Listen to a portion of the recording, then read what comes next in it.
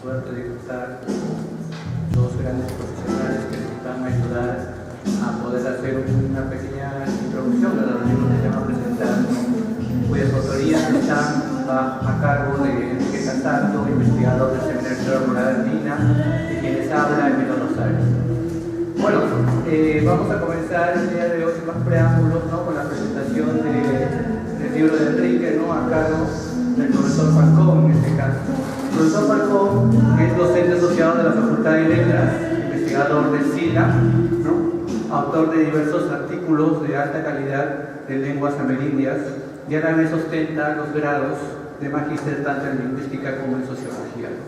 Con ustedes, ¿no?, el profesor Falcón. Para compartir una nueva producción. Quisiera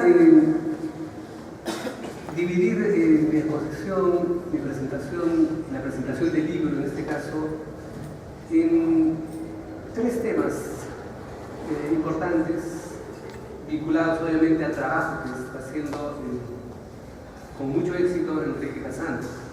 Uno es un poco sobre la lengua ayánica y de manera muy puntual decir que la autodenominación obviamente es ayánica, pero que a través de la historia ha tenido una serie de denominaciones, muchas de ellas despectivas.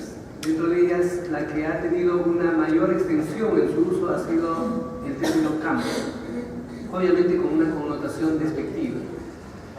Y sabemos también todo el proceso histórico que ha vivido el mundo ayánica en los últimos 50 años. Muchos de estos años plagados de un proceso de violencia que todos conocemos. Sin embargo, creo que todo ello ha hecho que esta sociedad ayánica se fortalezca más aún cuando paradójicamente uno puede decir que también hay un sistemático abandono de la lengua y la cultura por la influencia de la cultura externa, de la cultura occidental. Y el segundo tema tiene que ver con esto, con la situación de las lenguas originarias del Perú. Una de ellas obviamente es la lengua ayánica. Sabemos a través de diferentes estudios que se han hecho, ya de Cristal, Carmen Junget, o en las mismas revistas como Ethnology Language, de la cantidad de lenguas que existen en el mundo. Y en promedio se habla de la existencia de 7.000 lenguas en el mundo. Pero tal vez esto no sea lo central, lo importante. Lo importante es que de esas 7.000 lenguas, apenas 80 lenguas tienen más de 10 millones de usuarios, de hablantes, y 250 lenguas apenas llegan al millón de hablantes.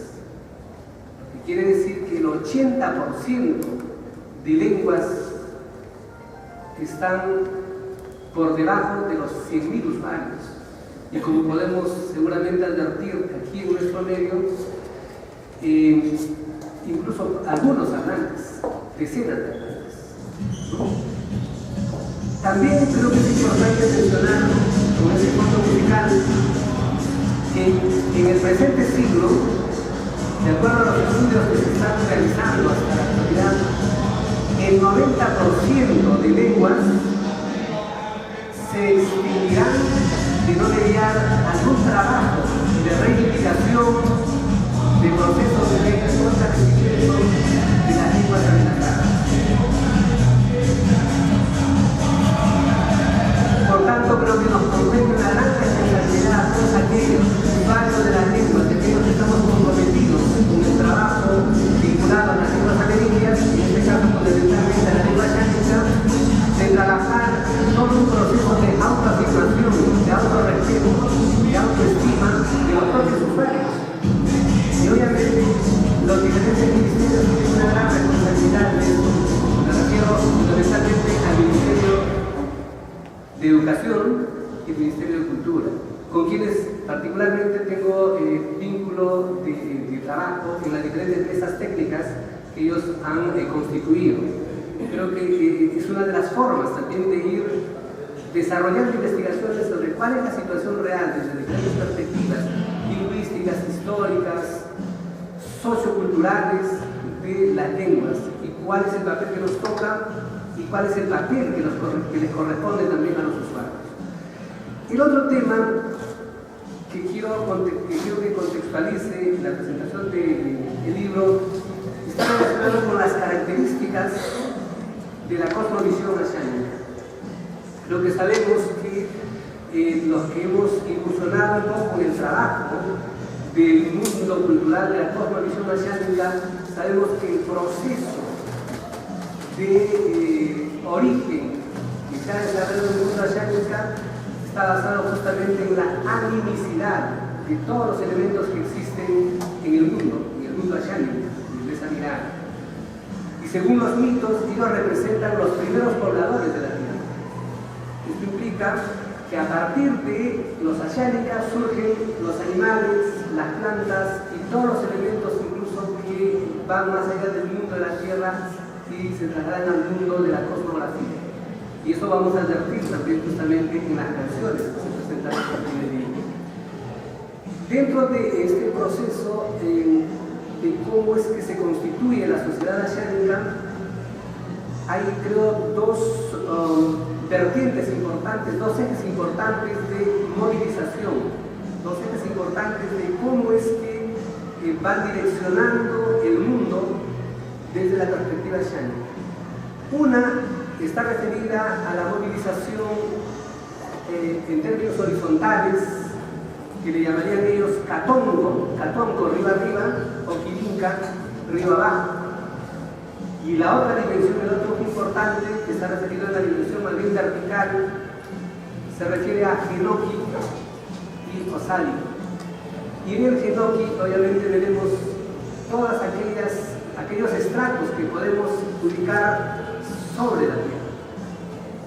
Y en Osaliti, todos aquellos que a partir de la Tierra podemos establecer también diferentes dimensiones. Bien, las canciones justamente van a referirnos también este tipo de manifestaciones culturales, que yo diría más bien que forman parte también de la literatura oral. En este caso, convertidos en melodías propias del mundo asiático.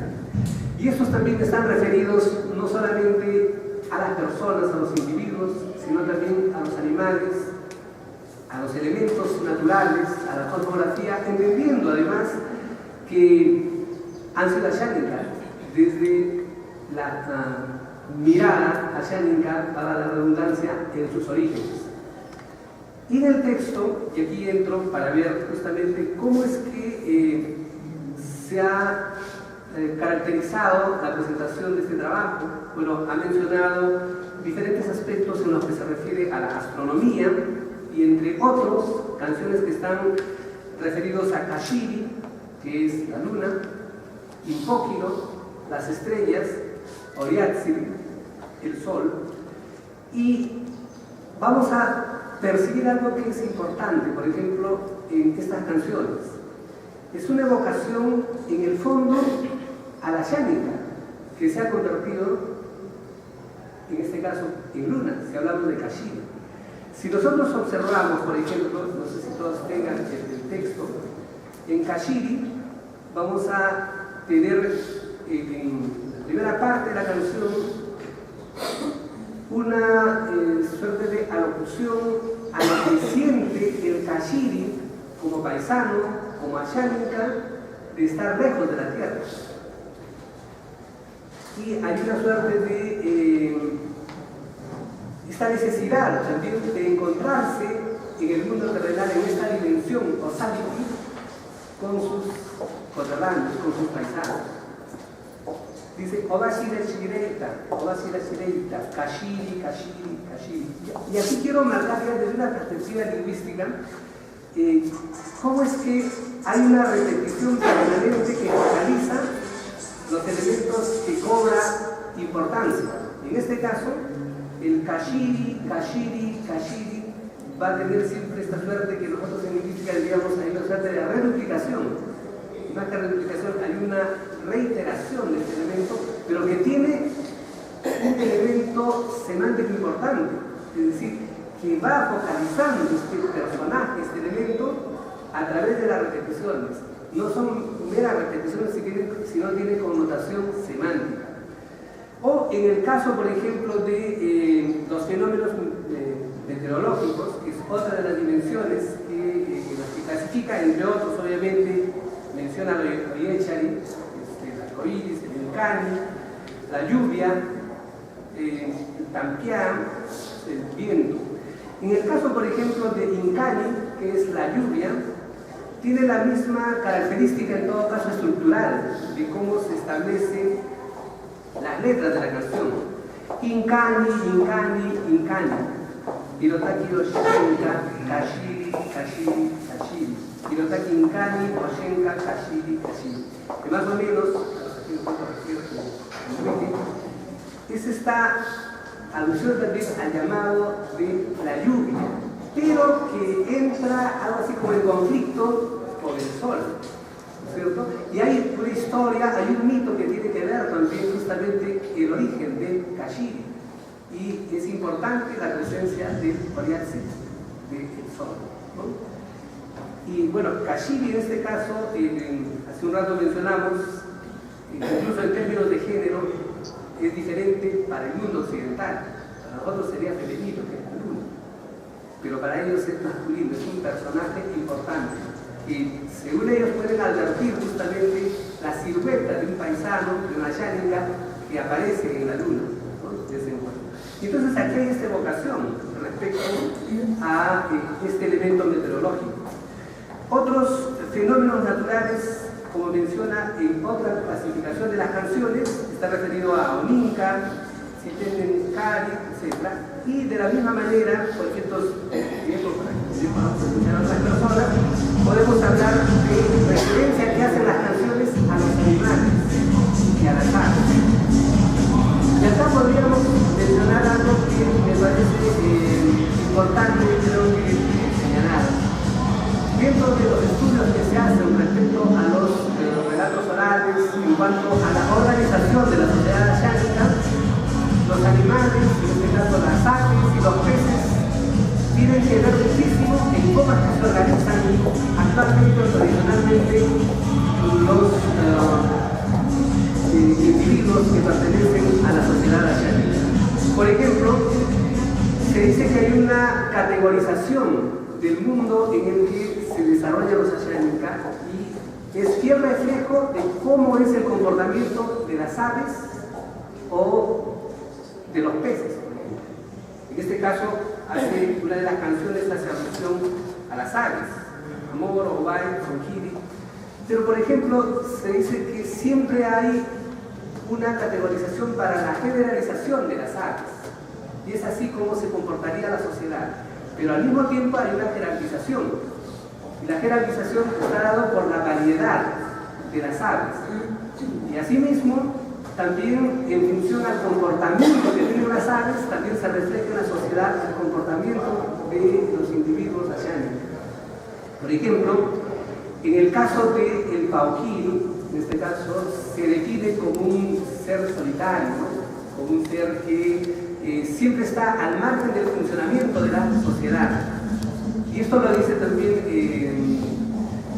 un antropólogo de aquí, Sodesi, que trabaja también un poco esta característica de interpretación de los mitos.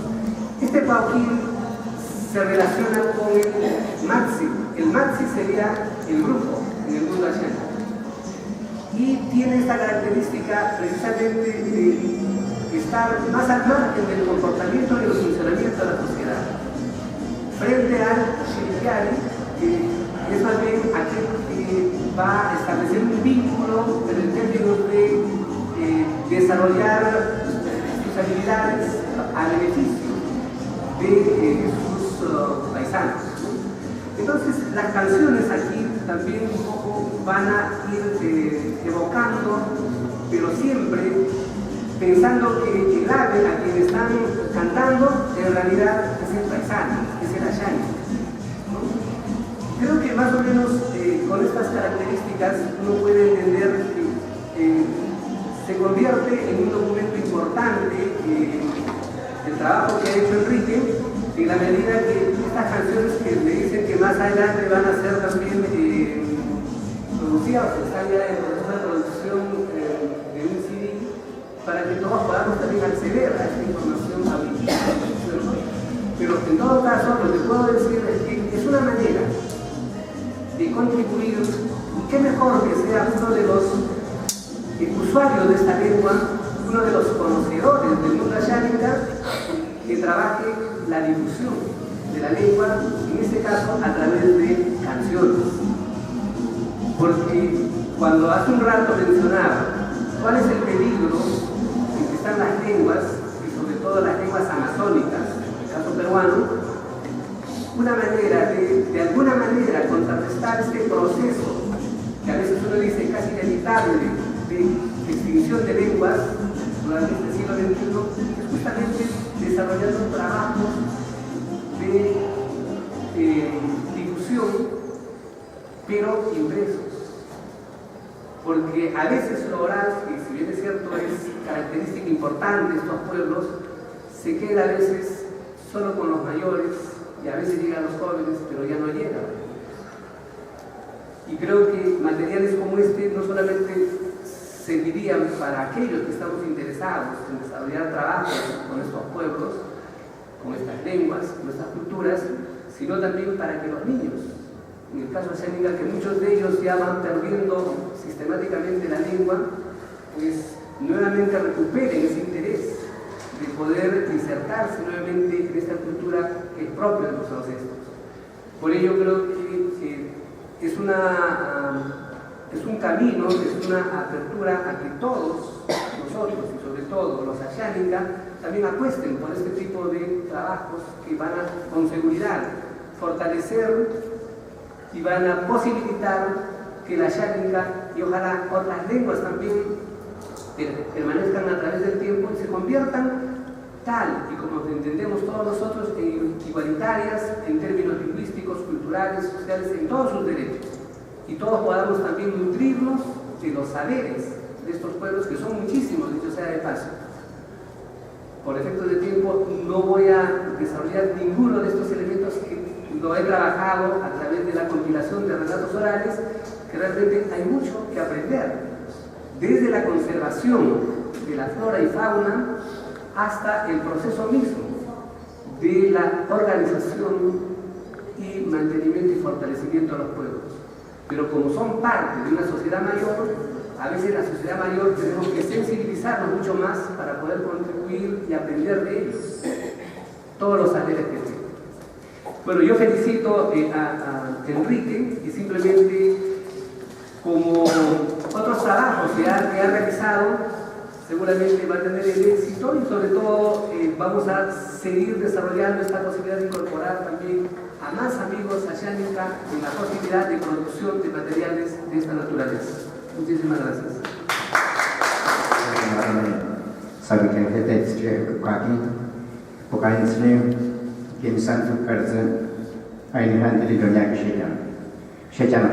Buenas tardes con todos, gracias a la presencia de todos ustedes para ver la situación de la presentación de este libro. En los momentos de trabajo se hizo gracias a un antropóloga Marta Sousa en el año 1980. Este trabajo nos ha costado como 4 años quizás de investigación, de ir en los ríos, en el Urubamba, en el Lene, en el Tambo y también en el Perené, en el Pichis. Estas 30 canciones, que solamente es parte de lo que se está demostrando, porque tenemos 418 canciones, ¿no?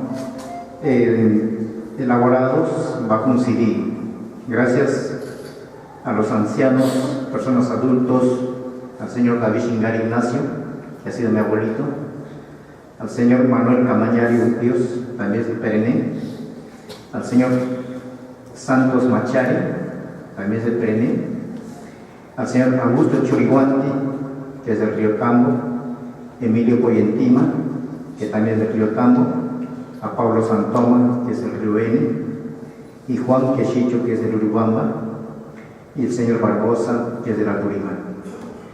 Todas estas canciones que se recopilan bajo un documento, digamos, de oralidad, de canciones, yo me he propuesto hacer, digamos, estas grabaciones para que con el tiempo se tenía que dar a conocer al mundo, digamos, al mundo hispano, como se da, hablar del castellano.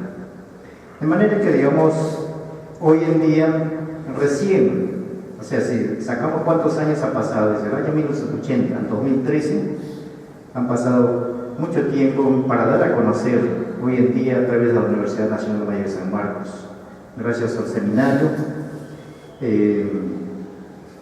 hecho por el doctor Pablo Macea, para poder, digamos, un poco influenciar las cosas del mundo ashánica, ¿no?